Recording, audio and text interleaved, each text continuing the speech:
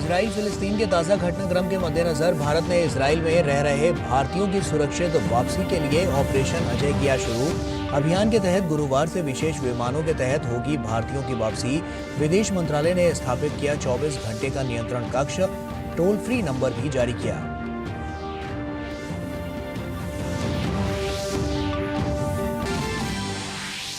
प्रधानमंत्री नरेंद्र मोदी गुरुवार को करेंगे उत्तराखंड का दौरा। पार्वती कुंड में करेंगे पूजा और दर्शन। गुंजी गांव में सेना, आईटीबीपी, बीआरओ कर्मियों और स्थानीय लोगों से करेंगे संवाद। पिथौरागढ़ में 4200 करोड़ रुपए की विभिन्न विकास परियोजनाओं का करेंगे उद्घाटन, लोकार्पण और शिलान्यास।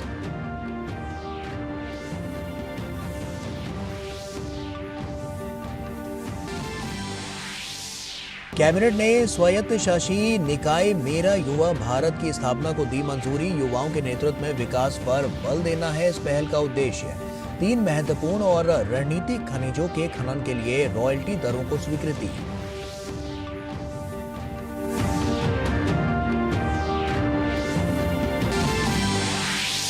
राजस्थान में विधानसभा चुनाव की तारीख में बदलाव। 23 नवंबर की जगह अब 25 नवंबर को होगा मतदान। विभिन्न संगठनों की ओर से मतदान की तिथि बदलने की मांग के बाद चुनाव आयोग का फैसला।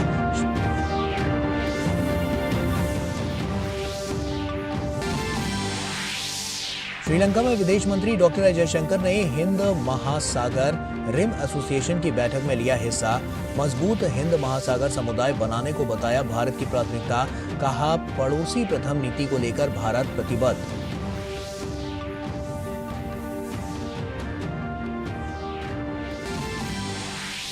विश्व कप में भारत का विजयी अभियान जारी। टीम इंडिया ने अफगानिस्तान को 8 विकेट से दी मात। रोहित शर्मा ने विश्व कप में सबसे ज्यादा शतक जड़ने का बनाया रिकॉर्ड। भारत का अगला मैच अब 14 अक्टूबर को अहमदाबाद में पाकिस्तान के खिलाफ।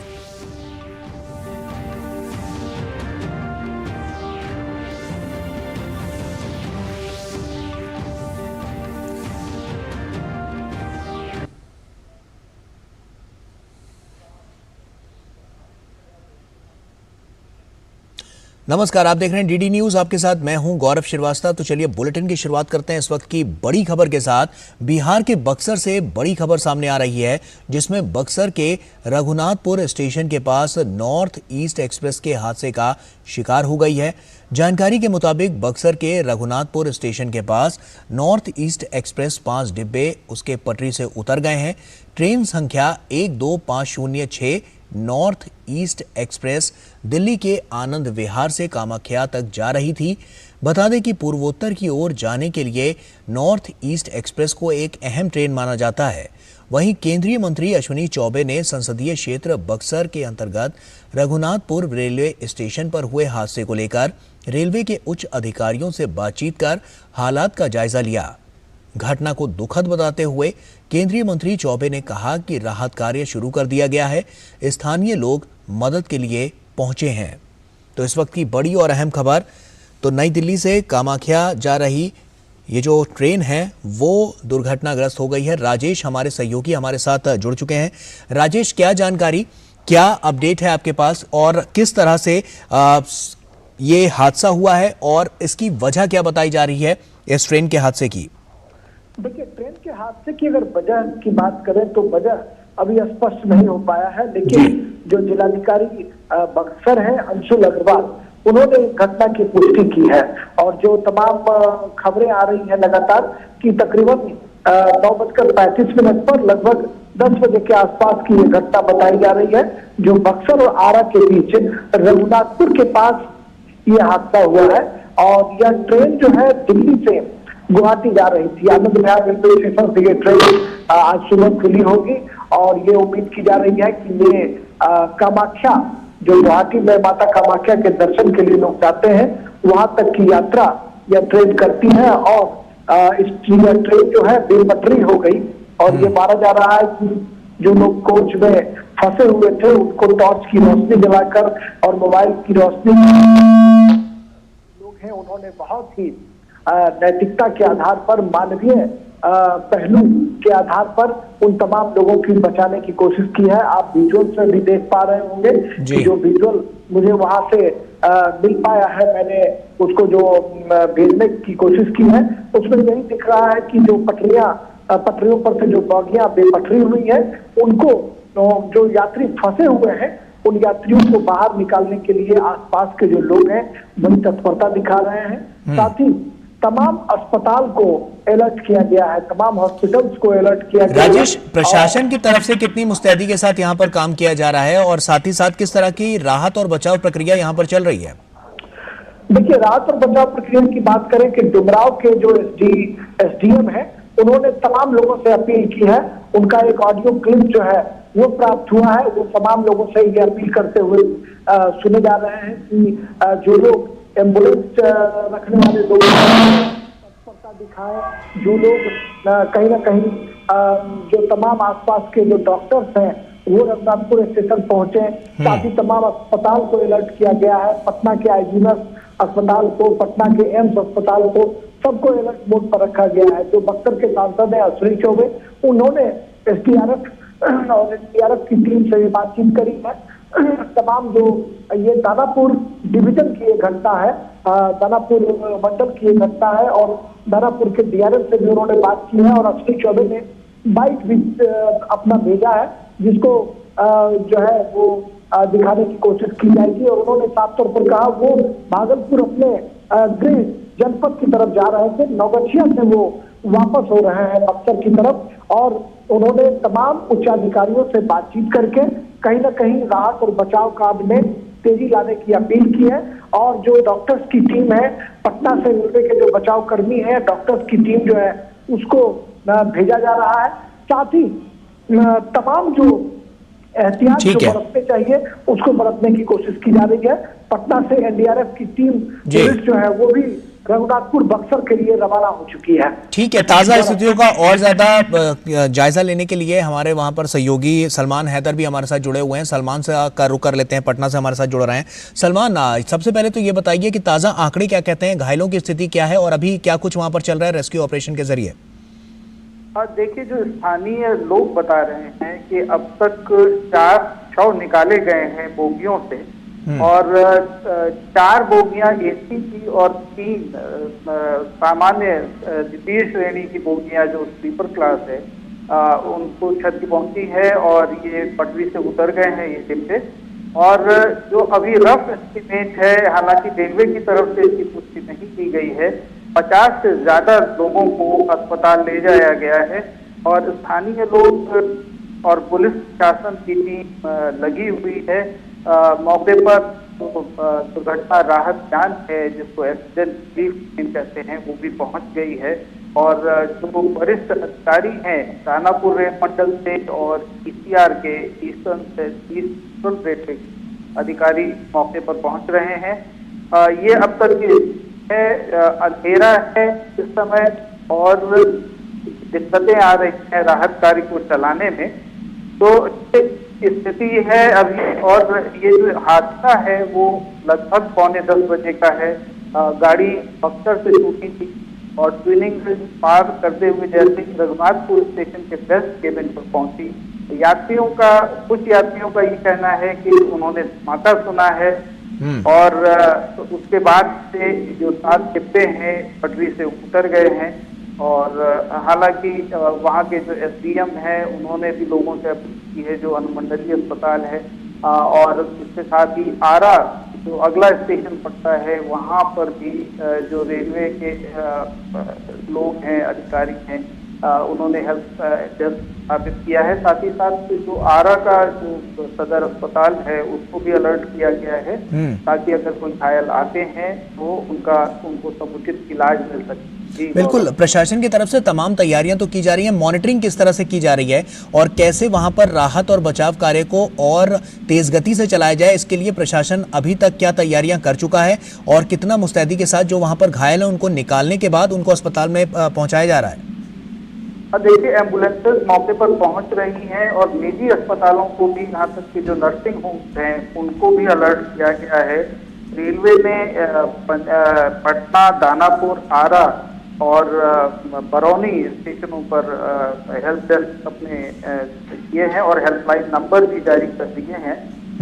तो इस तरह से जो सारे इंतजामात हैं वो बहुत तेजी से किए जा रहे हैं। अब जैसा कि राजेश जो बता रहे NDRF की पटना से रवाना कर दी है, तो राहत कार्य अपने युद्ध स्तर चल रहे हैं।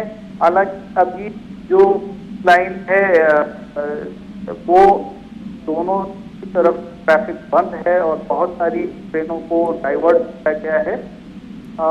और रेल अधिकारियों का ये भी ज्यादा ध्यान इस बात पर है कि जल्दी यातायात किया जाए, घायल और जो तक हैं तो पहुंचाने, अस्पताल पहुंचाने के बाद ट्रैफिक को भी नॉर्मलाइज करने की तरफ ध्यान है रेल अधिकारियों का। ये सारी स्थितियां अभी हैं और पल पल स्थिति बदल रही है। मृतकों का आंकड़ा बढ़ सकता है क्योंकि एक दो पर चढ़ गई हैं, तो इससे ये आशंका जताई जा रही है कि मृतकों की संख्या और ज्यादा बढ़ सकती है। जी चलिए, शुक्रिया सलमान, लेकिन आप नजर बना कर रखिए क्योंकि दुखद ये पूरा हादसा हुआ है और ऐसे में जो पल पल की अपडेट है वो दर्शकों तक पहुंचाना बेहद जरूरी है। शुक्रिया आपका सलमान, तमाम जानकारियां हमसे साझा करने के लिए। आगे बढ़ते हैं, आपको बता दें कि इजराइल और हमास के बीच जारी भीषण जंग के बीच भारत अपने नागरिकों की सुरक्षित वतन वापसी के लिए अभियान शुरू करने जा रहा है। इस अभियान का नाम ऑपरेशन अजय रखा गया है। विदेश मंत्री डॉक्टर एस जयशंकर ने सोशल मीडिया पर जानकारी देते हुए बताया कि इजराइल से लौटने के इच्छुक हमारे नागरिकों की वापसी की सुविधा के लिए ऑपरेशन अजय शुरू किया जा रहा है। विशेष चार्टर उड़ानें और अन्य व्यवस्थाएं की जा रही हैं। विदेशों में अपने नागरिकों की सुरक्षा और भलाई के लिए हम पूरी तरह से प्रतिबद्ध हैं।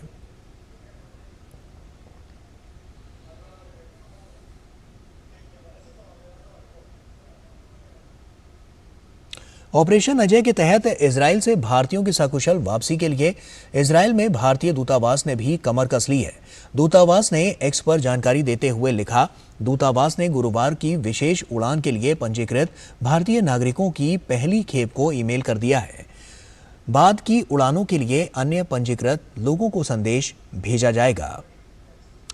हमास द्वारा इजराइल पर किए गए हमले के बाद स्थिति बद से बदतर हो गई है। 23 लाख की आबादी वाले गजा पट्टी में इजराइल की वायुसेना ने जवाबी हमले किए, जिसमें 900 लोग मारे जा चुके हैं और 4600 घायल हुए हैं। मरने वालों में बच्चों और महिलाओं की संख्या काफी अधिक है।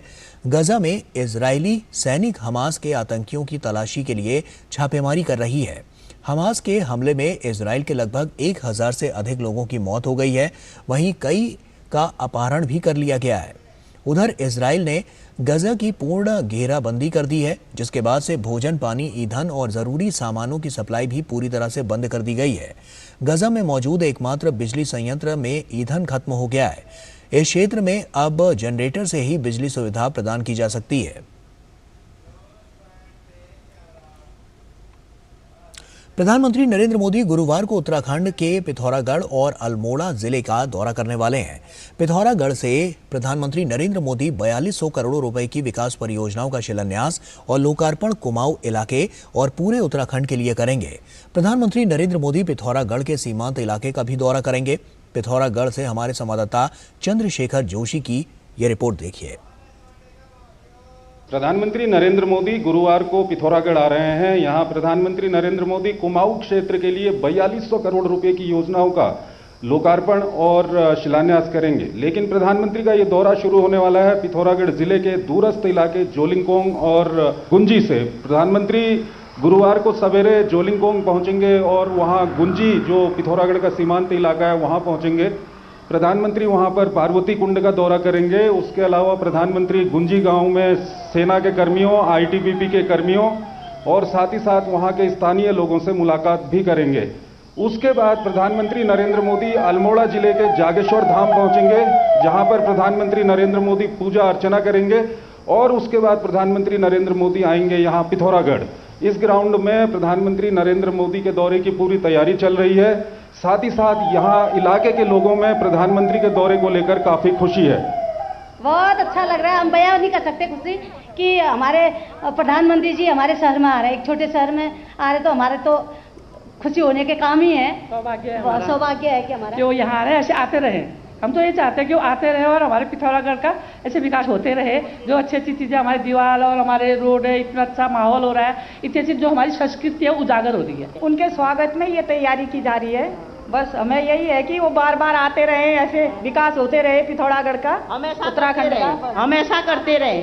ये मौका हमको बार बार मिलता रहे, हम बहुत खुश हैं। हमारी महिलाओं को एक इस तरीके से प्रोग्राम करने के लिए, आगे बढ़ाने के लिए जो हमारी महिलाएं हैं वो बहुत उत्साहित हैं सर, कि उनको बहुत एक उम्मीद है कि मोदी जी आएंगे, कल हम इस तरीके से प्रोग्राम करेंगे। प्रदेश के जाने हमारे ज़िले में हमें बहुत खुशी हो रही है और सौभाग्य है हमारा। हम मोदी जी का हार्दिक स्वागत करते हैं और उनको इस ज़िले की आगे की खुशहाली के लिए उनसे कामना करते हैं कि वो कुछ करें यहाँ के लिए।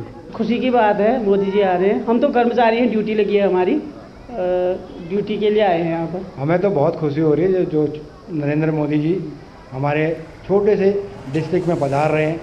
और मैं तो चाहता हूँ ऐसे ऐसे हमेशा नेता आते रहे, हमारे छोटे से डिस्ट्रिक्ट का विकास होता रहे। और मैं आगे वाले चुनाव में उनकी जीत के लिए बहुत उत्साहित होकर उनके लिए बढ़ चढ़ के मैं काम करूँगा। प्रधानमंत्री नरेंद्र मोदी जब पिथौरागढ़ पहुंचेंगे तो यहां से न सिर्फ पिथौरागढ़ के लिए लोगों के लिए बल्कि उत्तराखंड के पूरे कुमाऊं इलाके और उत्तराखंड राज्य की कई परियोजनाओं का शिलान्यास और लोकार्पण करेंगे। कुल मिलाकर प्रधानमंत्री का यह दौरा कुमाऊं इलाके के लिए, पिथौरागढ़ के लिए और पिथौरागढ़ के सीमांत इलाकों के लिए काफी महत्वपूर्ण दौरा रहने वाला है। कैमरामैन महेश शर्मा और प्रमोद नेगी के साथ मैं चंद्रशेखर जोशी, पिथौरागढ़ से डीडी न्यूज के लिए। प्रधानमंत्री नरेंद्र मोदी 12 अक्टूबर को उत्तराखंड का दौरा करेंगे। प्रधानमंत्री अल्मोड़ा स्थित जागेश्वर धाम में पूजा अर्चना और दर्शन भी करेंगे। प्रधानमंत्री नरेंद्र मोदी की अध्यक्षता में केंद्रीय कैबिनेट की बैठक के कई बड़े फैसले लिए गए।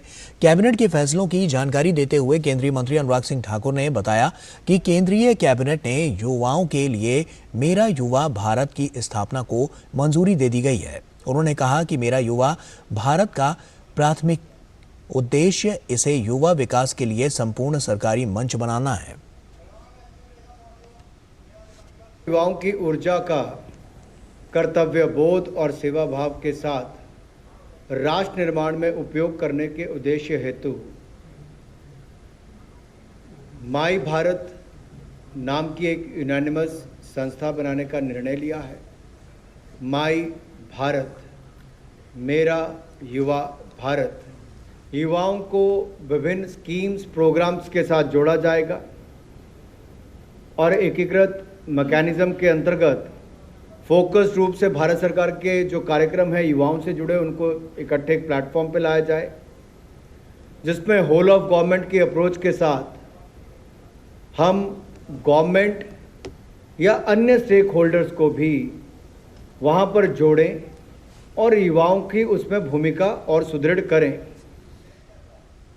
और वहीं केंद्रीय मंत्री अनुराग सिंह ठाकुर ने कहा कि देश को विकसित और आत्मनिर्भर बनाने में मेरा युवा भारत प्लेटफॉर्म कारगर सिद्ध होगा। उन्होंने बताया कि इस मंच को लौह पुरुष सरदार वल्लभ भाई पटेल की जयंती के अवसर पर 31 अक्टूबर को राष्ट्र को समर्पित किया जाएगा।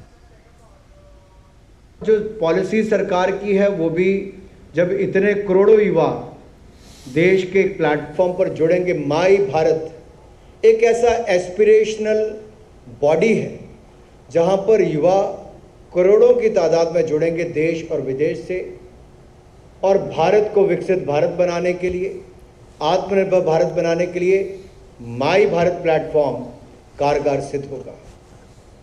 तो ये सेवा भाव और कर्तव्य बोध के साथ साथ हम सशक्त एवं सबल भारत बनाने के लिए लगातार प्रयासरत हैं और इस पर युवाओं की भूमिका बड़ी हो, इसके लिए माई भारत प्लेटफॉर्म आज देश के लिए, देश के युवाओं के लिए मोदी सरकार ने मंजूर किया है। प्रधानमंत्री जी की इच्छा है कि देश के करोड़ों युवा इस पर जुड़ें और देश को आगे बढ़ाने में, राष्ट्र निर्माण में उनकी बड़ी भूमिका हो। युवा हमारा वर्तमान भी है, भविष्य भी है, तो कल का इंतज़ार क्यों, आज से ही क्यों ना जुड़े।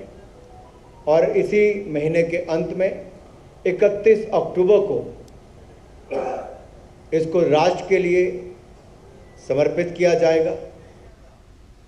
प्रधानमंत्री नरेंद्र मोदी की अध्यक्षता में केंद्रीय मंत्रिमंडल ने एक स्वायत्त निकाय मेरा युवा भारत की स्थापना को मंजूरी दे दी है, जो युवा विकास और युवा नेतृत्व वाले विकास के लिए प्रौद्योगिकी द्वारा संचालित एक व्यापक सक्षम तंत्र के रूप में कार्य करेगा और युवाओं को समान पहुंच प्रदान करेगा।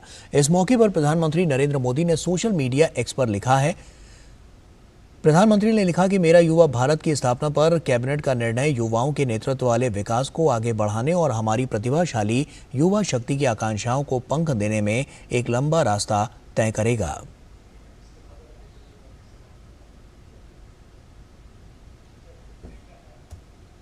और प्रधानमंत्री नरेंद्र मोदी 12 अक्टूबर को उत्तराखंड का दौरा करेंगे और ऐसे में प्रधानमंत्री अल्मोड़ा स्थित जागेश्वर धाम में पूजा अर्चना और दर्शन भी करेंगे।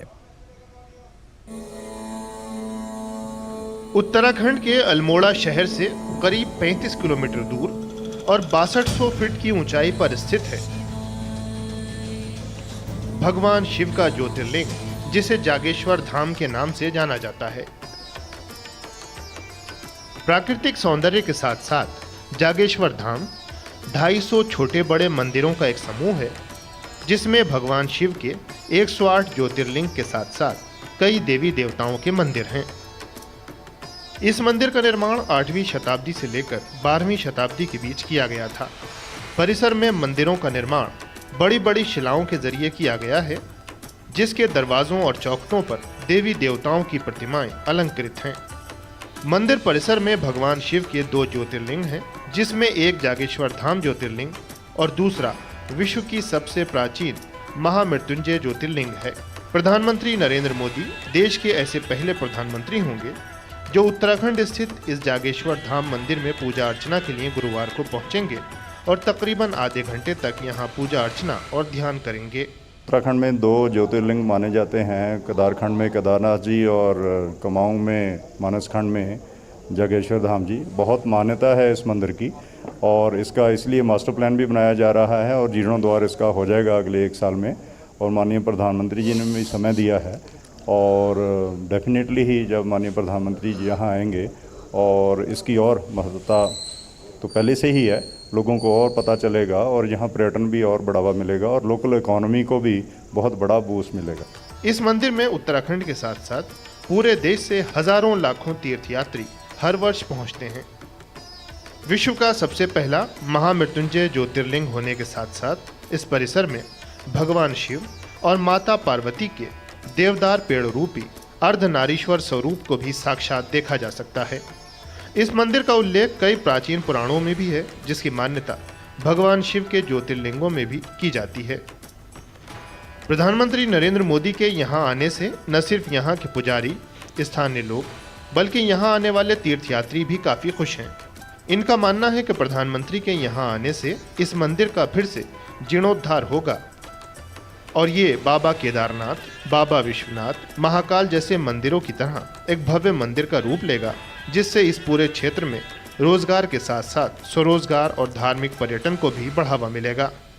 प्रधानमंत्री तो हमारे देश में कई आए, पर जो विकास, जो नवयुवकों के लिए उन्होंने रोजगार और इतना विकास किया, हम लोग के गर्व की बात है। और जागेश्वर धाम में वो पहली बार आ रहे हैं। हम लोग की यहाँ पीढ़ी दर पीढ़ी बीत गई है, फिर भी पहले बार हमारा सौभाग्य है कि भारत देश के प्रधानमंत्री पहली बार जागेश्वर धाम आ रहे हैं। ऐसी मान्यता है कि महादेव आज भी यहाँ माता पार्वती के साथ वृक्ष के रूप में विराजते हैं, जो तकरीबन 2500 साल से भी पुराना है। देखो अपना देश या फिर एक भारत श्रेष्ठ भारत, ये प्रधानमंत्री नरेंद्र मोदी की दूरदर्शिता का ही नतीजा है कि आज भारत अपनी सांस्कृतिक विरासत और ऐतिहासिक धरोहरों को फिर से पुनर्जीवित कर रहा है और रोज विकास के नए आयाम की रचना कर रहा है। जागेश्वर धाम उत्तराखंड से अभिषेक सिंह की रिपोर्ट, डीडी न्यूज़। और वहीं G20 देशों की संसदों के अध्यक्षों और आमंत्रित देशों के पीठासीन अधिकारियों का 9वें P20 शिखर सम्मेलन में शामिल होने के लिए नई दिल्ली पहुंचना जारी है। प्रधानमंत्री नरेंद्र मोदी इसका उद्घाटन करेंगे। सितंबर में नई दिल्ली में आयोजित लीडर्स समिट में अपनाई गई अग्रणी घोषणा के बाद P20 शिखर सम्मेलन में G20 सदस्य देशों और अतिथि देशों के अध्यक्षों, विधायिकाओं के प्रमुख संसदों में प्रभावी ढंग से वैश्विक शासन को आगे बढ़ाने, शासन में संसदीय परिप्रेक्ष्य, चुनौतियां और उनके समाधान की दिशा में भी विचार विमर्श करेंगे। दिल्ली में भारत मंडपम में आयोजित किए गए G20 शिखर सम्मेलन की ऐतिहासिक सफलता और भव्यता को दुनिया ने देखा और सराहा। अब दिल्ली के द्वारका में IICC यशोभूमि में 13 और 14 अक्टूबर को पार्लियामेंट 20 का आयोजन होने जा रहा है। सम्मेलन का उद्घाटन 13 अक्टूबर को PM मोदी करेंगे। इस शिखर सम्मेलन के दौरान कुल 4 सत्रों का आयोजन किया जाएगा। इन सत्रों के दौरान सतत विकास लक्ष्य यानी SDG के लिए एजेंडा 2030, उपलब्धियों का प्रदर्शन, प्रगति में तेजी लाना, सतत ऊर्जा परिवर्तन, हरित भविष्य के प्रवेश द्वार, लैंगिक समानता को मुख्य धारा में लाना, महिला सशक्तिकरण और महिलाओं के नेतृत्व में विकास के साथ सार्वजनिक डिजिटल प्लेटफॉर्मों के माध्यम से लोगों के जीवन में परिवर्तन विषय पर चर्चा होगी। इन सत्रों में इस बात पर खास तौर पर विचार विमर्श होगा कि G20 सदस्यों और अतिथि देशों की संसद किस प्रकार P20 के उद्देश्यों को प्रभावी ढंग से आगे बढ़ा सकती है। शिखर सम्मेलन का आयोजन साझा बयान के साथ होगा, जिसमें G20 सरकारों में समानता, समावेशिता और शांति के आधार पर प्रमुख वैश्विक चुनौतियों के समाधान का आग्रह किया जाएगा। हमारी डेमोक्रेसी, डेमोग्राफी और डाइवर्सिटी ये भारत की पहचान है और निश्चित रूप से P20 के इस सम्मेलन के बाद एक वैश्विक दृष्टिकोण और सकारात्मक जाएगा। दिल्ली में होने जा रहे सम्मेलन के लिए G20 पार्लियामेंट शिखर सम्मेलन 13-14 अक्टूबर को है, लेकिन सम्मेलन की शुरुआत से पहले 12 अक्टूबर को पर्यावरण अनुकूल जीवन शैली के बारे में संसदीय मंच का कार्यक्रम भी रखा गया है। इसके साथ ही भारत की प्राचीन और सहभागी लोकतांत्रिक परंपराओं की जानकारी के लिए मदर ऑफ डेमोक्रेसी नाम से प्रदर्शनी भी लगाई जाएगी।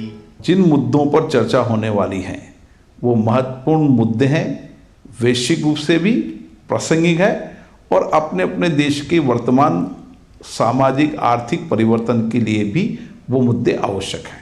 13 अक्टूबर को सम्मेलन में शिरकत करने वाले प्रतिनिधि नए संसद भवन भी जाएंगे और महात्मा गांधी की प्रतिमा पर पुष्पांजलि अर्पित करेंगे।